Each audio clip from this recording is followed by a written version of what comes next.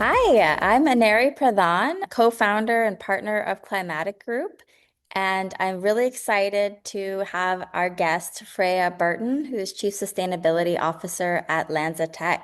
We're going to be discussing from 0 to 100 lessons from a battle-won climate company and the ever-present scaling challenge.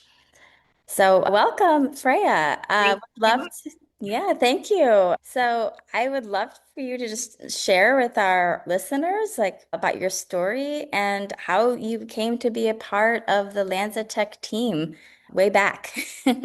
Way back when. Yes. So thank you so much for having me, Anyeri. And when I look back at an almost 20-year career in the sort of climate tech space, I'm often surprised at just how much it's changed. When I started, I'm a biologist by background, and when I started at a little startup company back in 2007 in New Zealand, there were four of us, and the company was started based on an idea that there had to be a different path for making the stuff we use every day, like fuels and the chemicals and the products we use, beyond virgin fossil. And the founders who actually came up with the idea, they had been working in the sort of biomass space for a while, trying to turn plants into fuels and chemicals. It didn't work when where they were, and they were actually made redundant. And with their redundancy checks, they came up with LanzaTech. They founded the company, and so that was really the beginning of this really wild journey of trying to find new feedstocks to kind of fuel the future.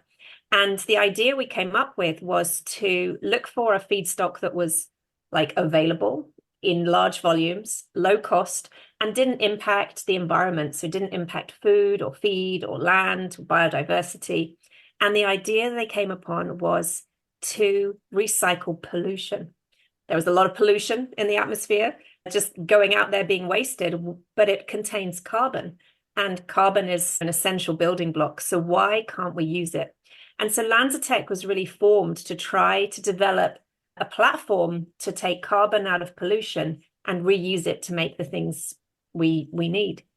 And before we go into sort of the details of how that happened, we fast forward to 2025, and we actually have companies around the world using our technology to recycle their carbon emissions, creating value instead of a problem from them, and turning them into things we use like textiles, laundry detergent. I mean, kind of boring stuff you don't think about, but we use all the time. Fragrances, household cleaners, even running shoes. And so that's kind of been this crazy journey that I've been part of. And where we are today is looking at how else we can make an impact by taking this concept of recycling carbon and bringing it into more companies, more supply chains, and really preventing as much carbon as we can from being wasted. Amazing. So maybe let's go back in time. You can tell me about how, like, when was it started and what was your first 5 years like? Because this was before the climate tech industry was even really a thing. How did you position yourself and reach your first customers? And was sustainability and climate even talked about in your marketing, or is it just pure business case? Yeah, a great question. I mean, when we started, it was off the back of what we call like Clean Tech 1.0, which was really all about corn ethanol. And the bubble had burst, and nobody wanted to talk to anyone who was thinking of entering the kind of biofuel space. And our first kind of concept was making ethanol. So we actually have a biological platform. It's a biocatalyst, a microorganism. It's a very safe one. It's got the same safety standard as yeast, so it's not dangerous. But as part of its natural biology, it eats carbon and gas and it makes ethanol. And so if you're an ethanol company off the back of the ethanol bubble bursting, nobody wanted to talk to us. No, people thought we didn't have a viable business model at the time because they weren't talking about ESG or sustainability, but there was definitely a need for fuels. And but ethanol, the ethanol market was kind of on the rocks, shall we say. And so for us, we were then looking at, well, we work across the whole value chain because we're actually helping emitters And we're also making a product that can go into other sort of value added areas, the fuel sector, textiles, etc. And so we actually started not by looking at the end product, but by actually looking at who would like to do something with their emissions. And so our first customers and our first market was actually the steel industry. Mm. And at the time, we were looking like, where is there a lot of steel? Where is there a lot of pollution? And we actually hit upon going to China because they were producing a lot of steel, using a lot of it domestically, well publicized about their desire to do something about pollution. And they also wanted to avoid using food and feedstocks for fuels. And so it was a natural place for us to go. And indeed, we raised our Series B funding out of China, and we have built 2 demonstration plants there. And that's really important because a lot of people don't want to go to a different geography, let alone China, because they fear a lot from IP or scaling somewhere where you're not familiar. But for us, it was a natural place to go to actually take that technology out of the lab and start scaling it. So we actually had done a pilot plant in New Zealand, and then we built a number of demonstration plants. And when you're building new technology, the key is just you need a lot of data, because unless you have the data to back up what you're talking about, nobody's going to want to give you any money. And so at every stage of the process, we were doing the next scale up of facility, getting the data, showing it worked, working with some of the sort of top steel producers in the world to really show this wasn't just a lab curiosity, it was real. And we started seeing results. It actually worked. And so if we fast forward to 2011, 2012, we had built and run those demonstration plants. And then we were moving on to the investment decisions to build our first commercial plants. And so it was a big leap from going to China to get some investment, Series B investment, to then not even 10 years later, starting up our first commercial plant there. Wow, that is an amazing kind of story. And I'm just also wondering, like, the steel industry, I mean, what year was this? So, 2012? yeah, we first went to China in 2009, and our first commercial plant started in 2018. So around 2009-ish, China steel industry, probably not the most forward-thinking Well, climate industry, right? So it's really interesting because a yeah, lot of people will think, oh, steel, it's like a really old school right. industry, not going to be super progressive. But actually, the steel industry has some of the most forward-thinking environmental practices in place from a pure economic perspective. The environmental benefits are kind of extra, but they recycle a lot of steel. They've got a lot of efficiency drives. So there's very little waste. But the waste gases were really the only thing that in many cases wasn't adding any value. And most people had never considered using gases before because they either quite dirty. If you think about an industrial site like a steel mill, these are not kind of clean gases. And traditional pathways to turn gas into stuff are thermochemical processes. And these types of catalysts that are used are kind of precious. They need really clean gas. It has to be very nice and operate at very specific temperatures and pressures, which add a lot of cost. And so people thought, why are we going to use this? It's too expensive. We're not going to do it. The big difference with what LanzaTech does is biology. Biology can do a lot of things that thermochemistry can't. Hmm. Oh wow, it's interesting. And were you selling into the steel industry at like into their sustainability teams, or is it their No, operation? so and to be fair, at the time that there weren't really chief sustainability officers. Right.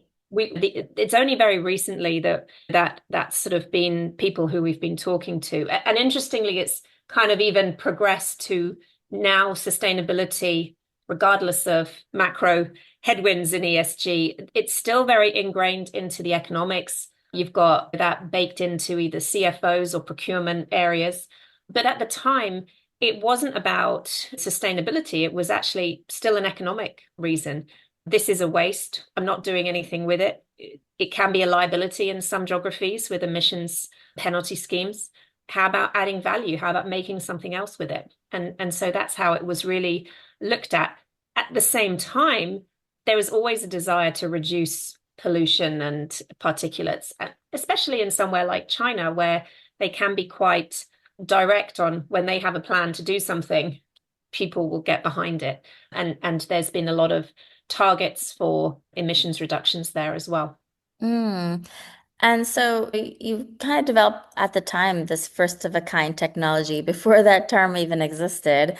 And now the sector has matured a bit. You have competition. So how are you staying kind of competitive now, going from a first mover to like a more emerged sector? Maybe it's helped you because now more people understand what you do versus having to explain it from the from very simplistic terms. Like how are you seeing the opportunities and challenges? Yeah, I mean, there's still challenges. And I think going into this sector, I was probably naively thought when you've got your first commercial plant, you're done. That's not true. You famously talk about this valley of death when you're building a first of a kind plant or technology, but actually, once you've come out of that valley, there's another one on the other side because you need to then have a sustainable enterprise. You need to optimize, reduce costs, etc. First of a kind technologies will always be more expensive. So there's this sort of understanding that you can have the technology can be ready, but the market isn't quite there. So you've got this, and speaking as a sort of from the technical background, I always thought, well, the technology is the hardest nut to crack, but actually it's the broader sort of area in terms of, well, we need to make sure people know this exists, they want it, it makes sense, and that we have a technology that's cost competitive. The problem we have today is that who are you competing against? Hmm. We're not really competing against any others doing sustainable stuff. We're all competing against the kind of fossil industry. And when you're in a sort of period where it's incredibly cheap, Hmm. that makes it very difficult. It's not impossible, but it does slow down some of the decision making somewhat. But what we see today is something that's really quite exciting because alongside what we developed, so essentially we developed a platform to make ethanol. And some people might be like, why ethanol? What's the point? And it's not really for sort of road fuel blending. It's actually because ethanol can be a kind of a great building block. You can turn ethanol into the building blocks to make synthetic fibers. And you can also use ethanol to make sustainable aviation fuel. And that becomes really interesting when you think about the scale of how much like jet fuel we use every year. And if you think about how are you going to replace all of that jet fuel with something that's not virgin fossil jet fuel? And today there's sustainable aviation fuels being sold today, mostly made from waste fats and oils. But there's not enough waste fats and oils to replace all of that jet fuel. I think we estimates are about you could probably do about 3% of what we need in the next 20 years ish.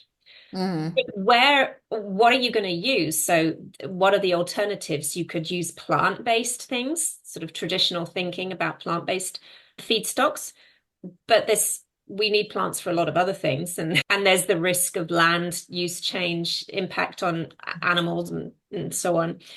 So we see what we call like waste-based ethanol as this amazing feedstock for the aviation sector. And so actually what we developed since 2010, we worked with a US national lab to develop a pathway to convert ethanol into jet fuel. We did a first test flight with Virgin Atlantic in 2018. That was pretty cool. From Florida to London. I was on the plane. It was fine. Wow. There's a moment where you're like, is it going to be okay? But yeah, it was fine. The pilot said it was unremarkable fuel, which was a good thing if you're a That's a very pilot. good thing.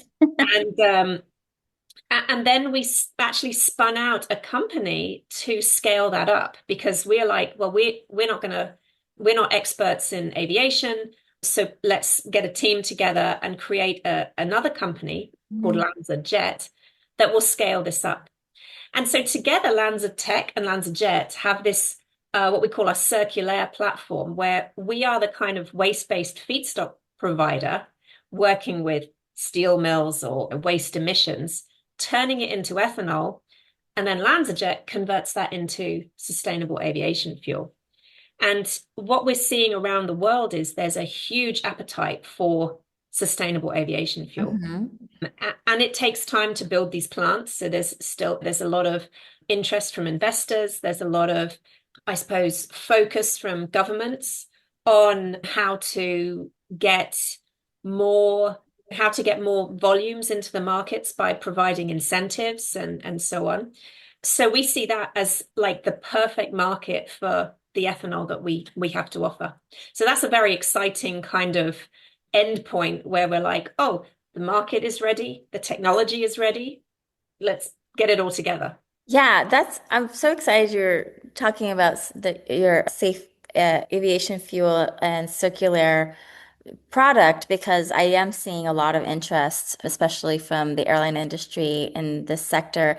But one of the things I wonder is a lot of times these pilots are very small. It's like one plane or one small flight, and the fuel needs of the airline industry are massive, right?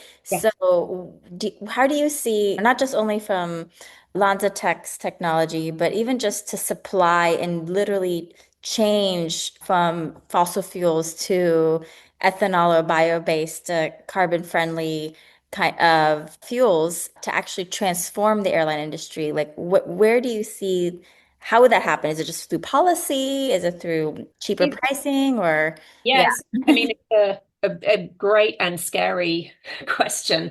We need, the first thing is you think, do we have the technologies available? Yes, Right. they are Okay. available. Are there plants operating? No. So the Mm. only ones that are operating today are the so-called HEFA, the sort of fats and oils pathway, which is great. And that's producing volumes and that's awesome. But that will only take us so far. What we need to do is we need to get kind of steel in the ground and plants built and plants operating. And these plants are a lot of first of a kind, and they need to get down the cost curve and they need to do the shakedown of operating at optimum levels and so on. That takes time, and there's no escape from that. But the great news is there are a lot of pathways. They are in the process of building. Now, some of the challenges are that policies are not in place for to give the investor certainty that is needed to de-risk that final investment decision for a lot of companies. And so, or investors. So you have a lot of governments who are stepping up saying, okay, well, we will put in some market measures in place. So perhaps there is revenue certainty for the fuel that you are selling. Or they're creating policy frameworks which show the sort of lifespan of incentives or something like that.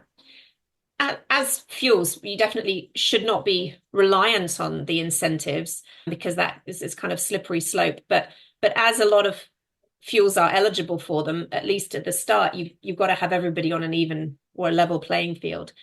Otherwise, you're sort of capriciously choosing winners and losers. And as you said, the problem is so big, like you need everybody. Obviously, I'm talking up ethanol to jet, but I wouldn't say that you dismiss all the others. We see ethanol to jet as a great solution. It's got the volumes, the capability to make a lot, but this is a massive market, and you're going to need kind of all hands on deck. Yeah, and one thing you said earlier, which is you basically said the fossil fuel industry is your competitor, and I think that just really beautifully kind of highlights kind of the need for more elevation of climate tech solutions versus competing against each other, but uplifting the sector against this pretty big beast that also has to transform and also be part of the solution. So then, what is your call to action? What are you looking for? What can listeners do to support on this great mission? Well, there's a number of things. The first one is think about where the carbon in your life comes from. It's possible to recycle carbon, and we need carbon. So many people look at carbon as a kind of dirty word, and you don't want to talk about carbon, but not all carbon is equal. So you just got to think about where it came from, how you're using it, and where it's going. That's the kind of first thing. But the other thing is, when you think about competing with the fossil sector, we always talk about this so-called green premium, but we never talk about the fossil discount.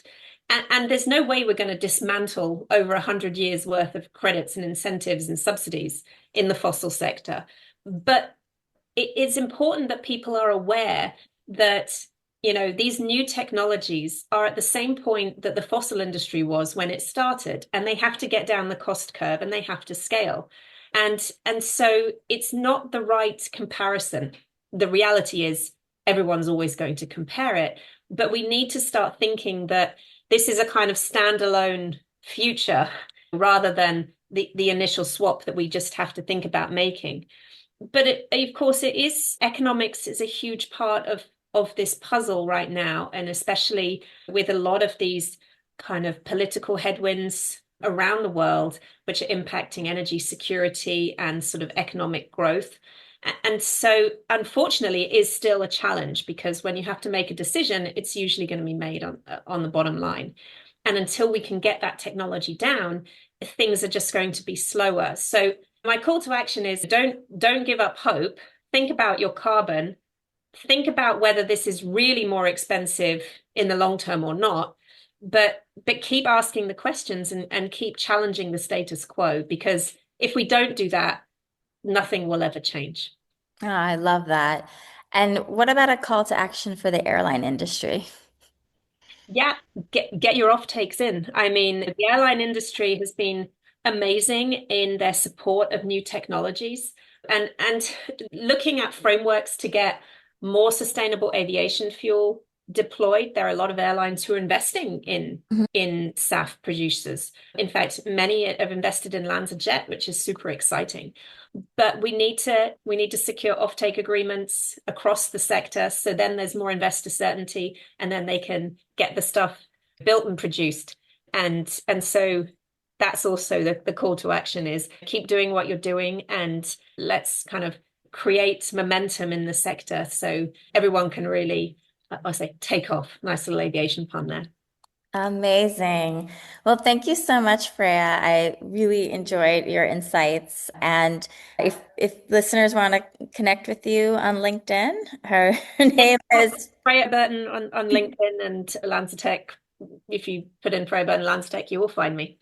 awesome. Great. And so on Climatic Scale, we feature various experts, entrepreneurs, and leaders who are working on mobility, energy, and climate topics. So continue to tune in via our Substack, climaticgroup.substack.com, and you can find us also on Apple and Spotify.